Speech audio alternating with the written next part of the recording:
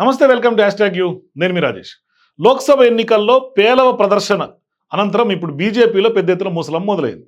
సొంత పార్టీలోనే ఇవాళ తీవ్ర వ్యతిరేకత ఆ ఇద్దరు బడా నేతలపైన వచ్చింది. అంటే పార్టీ దారుణమైనటువంటి ప్రదర్శనకు మోడీ షా ద్వయం నాయకత్వ లోపమే కారణమని చెప్పడానికి పార్టీ శ్రేణులు ఏమాత్రం సంకోచించడం లేదు. మొన్నటి వరకు పెద్ద ఎత్తున వాళ్ళంటే భయపడిపోయే వాళ్ళు, వ్యాఖ్యలు చేసేవాళ్ళు కాదు. ఇప్పుడు మాత్రం సీన్ రివర్స్ అయింది. అంటే పార్టీలో తాము చెప్పిందే జరిగే విధంగా ఏకఛత్రాధిపత్యం వహించినటువంటి మోడీ షా ద్వయానికి ఈ మార్పు ఖచ్చితంగా ఆందోళన కలిగించక మానవు అనేది మాత్రం రాజకీయ నిపుణులు పెద్ద ఎత్తున రాజకీయాలను నిశితంగా పరిశీలిస్తున్నటువంటి విశ్లేషకులు చెప్తున్నటువంటి మాట. అంటే వాస్తవానికి కూడా భారత ప్రధానిగా మూడోసారి చారిత్రాత్మక విజయాన్ని సొంతం చేసుకున్నటువంటి మోడీ ఈ పదవి చేపట్టి ఇప్పటికి నెల గడిచింది.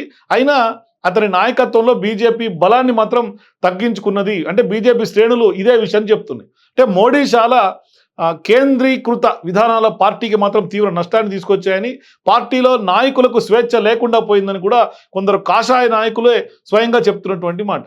అంటే లోక్సభలో బీజేపీకి మెజారిటీ తక్కువ వచ్చినప్పుడు దాని శ్రేణులు ఎన్నికల ప్రచారంలో పార్టీ లోపాల గురించి తమ నిజాయితీ అభిప్రాయాలు తెలియజేయడానికి కూడా వెనుకాడట్లేదు.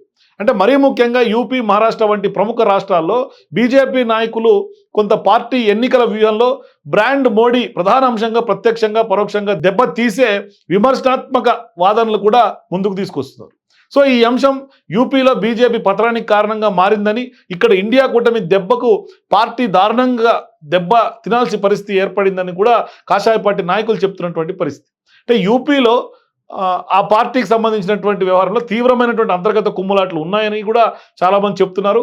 ఇక భారత్లో అత్యధిక జనాభా కలిగినటువంటి రాష్ట్రంలో ప్రతిపక్ష ఇండియా బ్లాక్ నాటకీయంగా పునరాగమనం చేసిన వెంటనే రాష్ట్రంలో పార్టీ బలహీన పడిపోయిందన్న వాదన కూడా కొంత సొంత పార్టీ వారే ఇవాళ విమర్శిస్తున్నటువంటి పరిస్థితి. ముఖ్యంగా యూపీలో రాష్ట్ర ముఖ్యమంత్రిగా ఉన్నటువంటి యోగికి తగిన స్వేచ్ఛ మోడీ, అమిత్ షా ద్వయం ఇవ్వలేదని కూడా చాలామంది చెప్తున్నారు.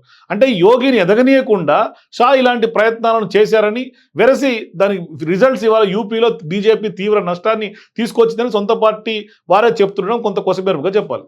అంటే ఎన్నికలకు ముందు రాష్ట్రంలో అభ్యర్థులను ఎంపిక చేయడంలో కానీ మోడీ, అమిత్ షా ద్వయం యోగిని కాదని వ్యవహరించారని, వీరిలో ఎక్కువ మంది ఓడిపోయారని పార్టీలో కొందరు నాయకులు మరోసారి గుర్తు చేస్తున్నటువంటి పరిణామం. అంటే బీజేపీలో యూపీ శాఖలో కనిపిస్తున్నటువంటి టెన్షన్ మిగతా రాష్ట్రాల్లోనూ కొంత ప్రతిబింబిస్తుంది. రాజస్థాన్లో 2019లో బీజేపీ 25 ఎంపీ స్థానాలను గెలుచుకుంటే అది ఈసారి ఎన్నికల్లో 14కు పడిపోయినటువంటి పరిస్థితి. అయితే ఇక్కడ రాష్ట్ర ముఖ్యమంత్రిగా ఉన్నటువంటి భజన్లాల్ శర్మ బలహీనత నాయకత్వాన్ని బీజేపీ నాయకులు కొంత ఎత్తి చూపుతున్నారు. మరోవైపు వసుంధరా రాజేని కూడా మోడీ షా ద్వయం దూరం పెట్టినటువంటి విషయాన్ని కూడా వారి వల్ల గుర్తు చేస్తున్నటువంటి వ్యవహారం. మరోవైపు మహారాష్ట్రలో బీజేపీ నేతృత్వంలో ఉన్నటువంటి ఎన్డీఏ 2019తో పోల్చుకుంటే తీవ్రంగా పడిపోయిందని రాజకీయ నిపుణులందరూ కూడా చెప్తున్నారు. అయితే ఇవాళ రాష్ట్ర ఉప ముఖ్యమంత్రి దేవేంద్ర ఫడ్నవీస్ తాము చాలా అసౌకర్యంగా ఉన్నామన్న విషయాన్ని కూడా బీజేపీ నాయకులు వెల్లడిస్తున్నారు.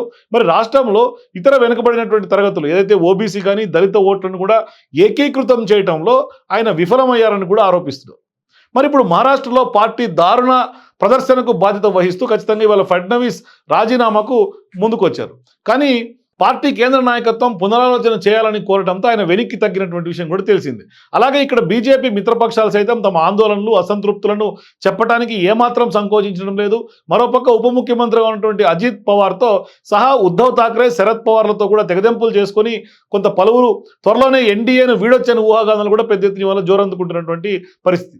మరోవైపు బీజేపీ మిత్రపక్షాలు కూడా తమ అభిప్రాయాన్ని చెప్పడానికి వెనుకాడడం లేదు.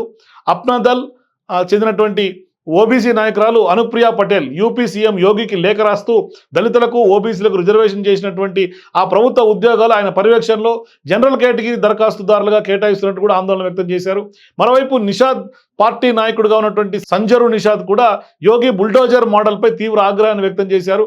పేదలను ఏరివేస్తే వారు రాజకీయాల్లో మనల్ని నిర్మూలిస్తారని కూడా తీవ్ర ఆరోపణలు చేశారు. అంటే రాబోయే రోజుల్లో ఈ తీరు మరింత పెరిగే అవకాశం ఉన్నందున పార్టీ నాయకత్వానికి వ్యతిరేకంగా స్పష్టమైనటువంటి భిన్న అభిప్రాయాలు వ్యక్తమవుతున్నాయని రాజకీయ విశ్లేషకులందరూ కూడా భావిస్తున్నటువంటి పరిస్థితి. సో ఇవన్నీ పరోక్షంగా మోడీ షా ద్వయానికి లక్ష్యం చేసుకున్నామని కూడా చెప్తున్నారు.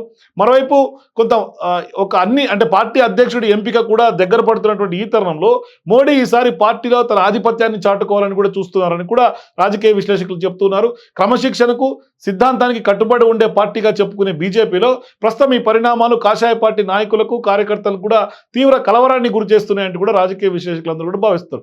మొత్తం మీద ఇవాళ ఆర్ఎస్ఎస్ ఓవైపు కత్తులు దూస్తోంది మోడీ అమిత్ షాల పైన, మరోవైపు సొంత పార్టీలో కూడా ఇవాళ ముసలం మొదలై ఎవరైతే మోడీ అమిత్ షాలను ఇప్పటిదాకా వ్యతిరేకిస్తున్నారో వాళ్ళందరూ బయటకు వచ్చి వాళ్ళు మాట్లాడుతున్నటువంటి పరిస్థితులు కనిపిస్తుంది. పరిస్థితులు అయితే మాత్రం కొంత బీజేపీలో ముసలం ప్రారంభమైన తర్వాత చేదాటిపోయే పరిస్థితులు ఎక్కువ శాతం కనిపిస్తున్నాయి. మరి మోదీ అమిత్ షాలు ఇకనైనా మేల్కోవాలి, కొంత అందరి అభిప్రాయాలతోటి కొంత ముందుకు కదిలితే బీజేపీ పార్టీకి తీవ్ర నష్టం వాటిల్లకుండా కొంత ముందుకు వెళ్ళే అవకాశాలు ఉంటాయి. లేదంటే బీజేపీ పార్టీకి తీవ్ర నష్టం వాటిల్లే అవకాశం ఉంటుంది. ఇప్పటికైతే మొన్న పార్లమెంట్ ఎన్నికలు 63 స్థానాలు కోల్పోయినటువంటి బీజేపీ భవిష్యత్తులో ఇలాంటి అడుగులు పడితే నెక్స్ట్ వచ్చే అసెంబ్లీ ఎన్నికలైనా మరోసారి జరిగే పార్లమెంట్ ఎన్నికల లాంటి ఖచ్చితంగా తీవ్రమైనటువంటి ఇబ్బందులు బీజేపీ పార్టీ ఎదుర్కోక తప్పదు. మీరు కూడా మోదీ అమిత్ షాల పైన తీవ్రమైనటువంటి ఆందోళన, తీవ్రమైనటువంటి వ్యతిరేకత ఆ సొంత పార్టీలోనే ఉందని మీరు భావిస్తే మీ అభిప్రాయాలను కామెంట్ రూపంలో తెలియజేయండి. For more videos please watch #you.